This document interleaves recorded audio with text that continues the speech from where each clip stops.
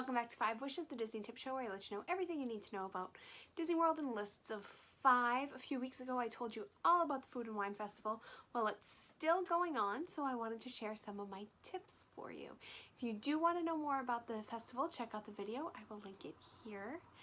And the number one thing I want to tell you about the Food and Wine Festival, just like everything at Disney World, you want to plan ahead. You don't want to show up day of and just start walking around the booths, because you're not going to be able to cover everything. You're just not. So you definitely want to plan ahead. So grab a passport beforehand. There's all sorts of resources. I can help you and kind of figure out a game plan for the day. The second thing I want to share is don't try to do it all in one day. You're not going to be able to get to all 35 booths and try 35 wines and 35 foods. If you can, all the power to you. It is much more enjoyable if you break it up into 2 days or even 3 evenings and tackle it in a way that you go to different booths each time, and then maybe your last day you go back and revisit your favorite booths. I did talk about those resources. One of those great resources is the Disney Food Blog.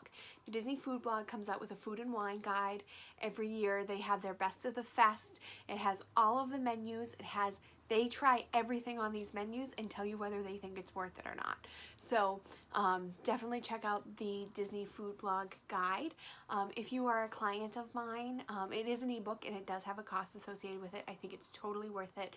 And AJ at DFB is amazing and definitely a great resource. She knows what she's talking about.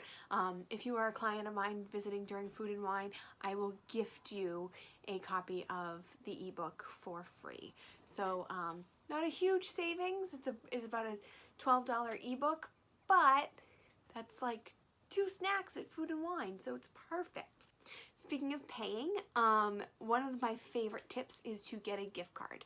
They have these really small ones. They're about this big, and they have little wristbands for them. So they're stretchy wristbands, so you can use your gift card. So if you have a budget you want to stick to, load the gift card up and then just use that for payment. Even if you don't have a budget to stick to, I recommend doing this because it makes it so much faster to pay, to go get your food, and it keeps those lines going. So if everyone did this, there wouldn't be any lines at Food and Wine.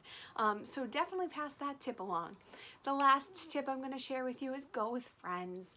I know that sounds really silly and like a cop-out for a tip, but I've gone with just my husband and it's lovely, but we want to try everything and there's only 2 of us, so it's so hard. So going with a group of friends or your family where you can each get something and all kind of take a bite and try it, and then if you really like it, get another one, that's definitely the way to go. So even if you are not traveling with a big group, see if you can make some friends along the way and get a group together to go around the World Showcase.